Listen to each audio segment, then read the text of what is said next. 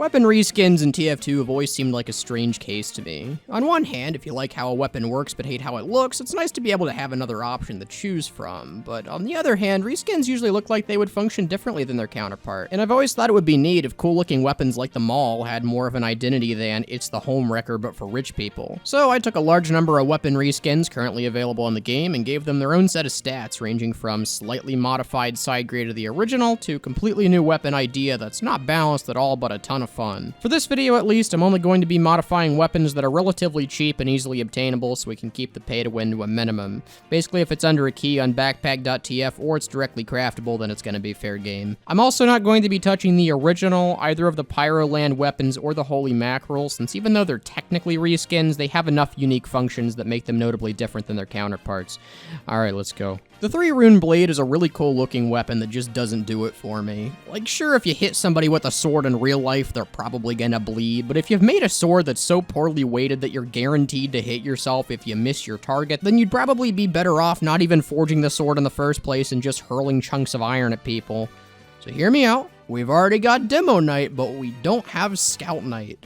I've always thought it would be really cool if the Three-Rune made Scout function kinda like Demo Knight. You have a lot more health, better damage and range, and a slight movement speed buff in exchange for Scout taking his medieval roleplay very seriously and refusing to use any non-medieval weapons. Scout Knight would effectively be a side grade the Demo Knight by trading off health and shield resistances for better movement and secondary utility. I'm actually surprised we don't have a second melee subclass in TF2 already with how much time went into Demo Knight, and the Three-Rune seems like the most obvious weapon change to make that a reality. The Holy Mackerel is notably different enough from stock because of the kill feed tracking hits function. However, the unarmed combat does basically the same thing as the Holy Mackerel, so it does count as a reskin. The unarmed combat's basically a meme weapon, so I'm not too concerned about making it competitively viable or anything, but I do want to make it fulfill its role as a funny weapon by giving it funny stats. Since you're slapping people around, why not give it a knockback effect? The knockback wouldn't be much, but you'd be able to get kills with this pretty well just by juggling people around.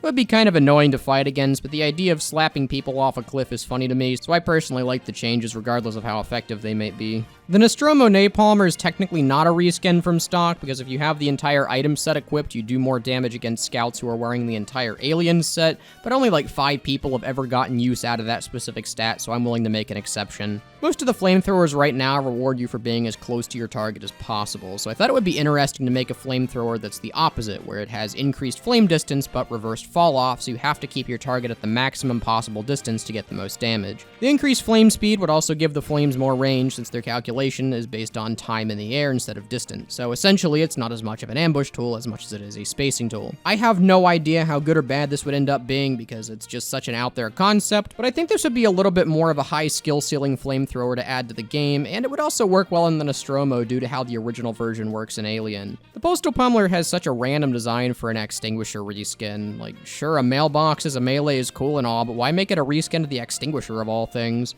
So if not an extinguisher reskin, what would a mailbox do?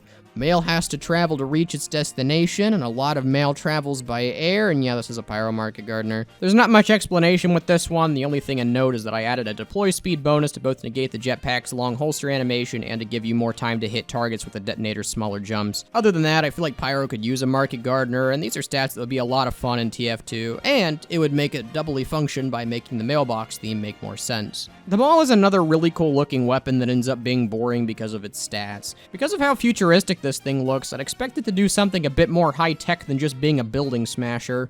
So what if we inverted the Home Wrecker's damage against enemy buildings to provide buffs to friendly buildings instead? What I'm thinking for the Maul is that you'd be able to whack friendly buildings to make them operate a little bit faster. That means sentries would fire faster, dispensers would regenerate metal and heal faster, and teleporters would take a little bit less time to recharge. This is, of course, a significant buff to engineers, so just to make it a bit harder to keep buildings overclocked, a firing speed penalty would probably be necessary. Pybro is currently a great niche that's limited to a single weapon type, and since teamwork-based playstyle should be widely encouraged in a game called Team Fortress 2, giving Pyros more option to help out friendly engineers would be a super great addition. The Bootlegger and the Wee Booties are two weapons that only really exist because of their item sets. But even though the Wee Booties are consistent with its set, the Bootlegger doesn't really make sense in its context because its set doesn't really work well with any of the shields. So what if we made it work with sticky jumping?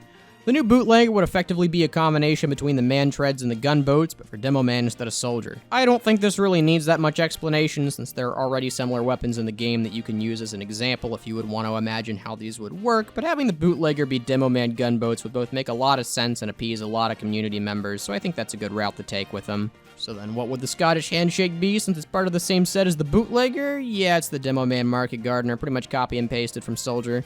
There are way too many reasons why this makes sense, and I'm not the first nor the last one to come up with this idea, but I will get it out there that I thought about this change years ago before it became popularized, so yay for being a hipster, I guess. Overall, making this set focus more on sticky jumping would give Demo the proper counterpart to Soldier's airborne armament set, which I think the game could certainly use. The Nessie's 9-iron makes no sense because it completely ignores its source material. The obscure indie game called Golf, you don't use golf clubs as swords, even though it would probably make the sport much more entertaining to watch. Golf clubs are used to hit a ball to make it go flying into the air, so the Nessie's 9-iron should be able to hit players to make them go flying into the air.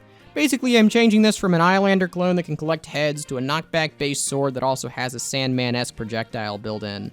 Demo Knight option that has a launchable projectile would make for a very unique playstyle, since even though you're sacrificing a big chunk of your damage, your projectile range and ability to control what direction players are launched in would make this weapon pair incredibly well with hazard-heavy maps. This one is definitely out there as far as the stats go, and I'm not sure how effective it would even end up being, but it would be a lot of fun to use if nothing else. The fish cake is a heavy lunchbox that, for whatever reason, is way more obscure than it really deserves to be. Like, I'm pretty sure I had 1,000 hours in TF2 before I even realized that this existed. So to aid weapons that have become victims of obscurity, we should give this poor fish a reason to be used.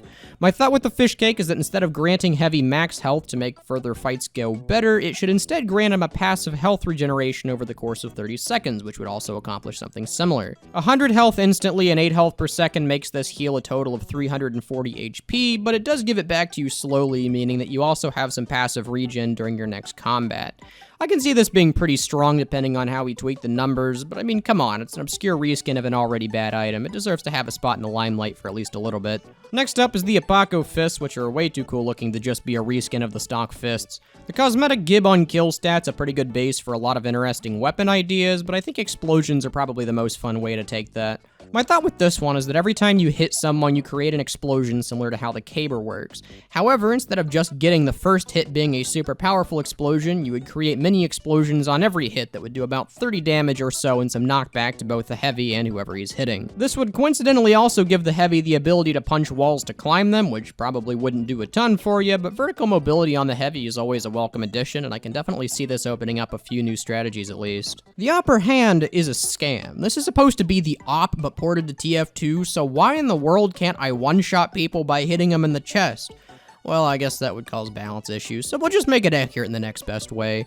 I think the most interesting stat we could port over from the real op would be the double scoping mechanic that a lot of CSGO's rifles have. Of course, we would also have to port over the mechanic that scoping with it makes you slow as hell, but I feel like that would be a worthy trade-off. This would make the op a better rifle for holding longer angles, but double zooming can also hurt you sometimes because it makes it take longer to unscope, so I don't think it would completely surpass the sniper rifle in terms of utility. The fortified compound is another weapon that's a huge missed opportunity. Like, you're telling me that Valve had a chance to add another sniper bow with different stats, but they chose to just make it a reskin? No, we're fixing this today. Since compound bows are known for how much power they can put behind arrows, I was trying to think of ways to make this thing feel like a heavy hitter without directly increasing the damage. I think the best that I could come up with is making this a bow version of the Machina that takes a little bit longer to fully charge. After all, compound bowstrings require a ton of force to draw, and Sniper's not the strongest guy out there, so it makes sense that the arrow would take longer to be pulled back all the way. The added projectile speed might be a little bit overkill, but again, I wanted to make the compound feel like there's some force behind it, so let me know what you think of this stats in particular. I'm kind of curious to see how you'd think this would turn out. The Sharp Dresser is another weapon that commits the biggest sins a reskin can. It looks way too cool for a reskin, and it doesn't respect its source material at all. Then again, what do you even do in Assassin's Creed? I mean, you like jump off rooftops to assassinate people? Yeah, why not? The goal with this one was to emulate the Assassin's Creed falling assassination mechanic that may or may not even be a real thing. These stats might seem a little bit gimmicky, but I wanted to make the stats for the Sharp Dresser something that would make it easier to trick stab but harder to chain stab. Would these stats actually be useful at all on the Spy? I have no idea, but this weapon seems like it would be a lot of fun to use, so I'll keep it. The Winged Prick is in the exact same position as the Fish Cake. It's a reskin of a bad weapon that doesn't really have any reason to exist in the first place, so I might as well do something more unique with it. I was going to make up something about how I thought of these stats based on traditional acupuncture or voodoo rituals or some other BS, but I literally just saw the skull in the weapon and thought this would be funny. This one, could be completely broken or completely useless depending on how much teamwork your team has. There's no big idea behind this one. I just saw the skull on the weapon and wanted to include the Mark for Death mechanic somehow and figured, you know what, being able to apply it to groups of enemies would actually give Spy a sort of supportive role. I mean, it's not even that much more powerful than the Girardi, since Spy has to take huge risks to actually get a backstab, but it still might be a little bit ridiculous if you can use it correctly. And finally, we end our weapon reskin chain with the Quackenberg, which is something I thought about for a long while, and decided that my sole inspiration for all of the changes was that the Quackenberg has a duck on it, and ducks are pretty fast, kind of. Spy doesn't really have any mobility-based watches that he can directly control. I mean, the closest thing to that would be like the Dead Ringer, which only provides a 3-second speed boost each time you feign. My thought with the Quackenberg was to give Spy an option that would allow him to be fast, but as a trade-off would make him a bit more of a glass cannon than normal.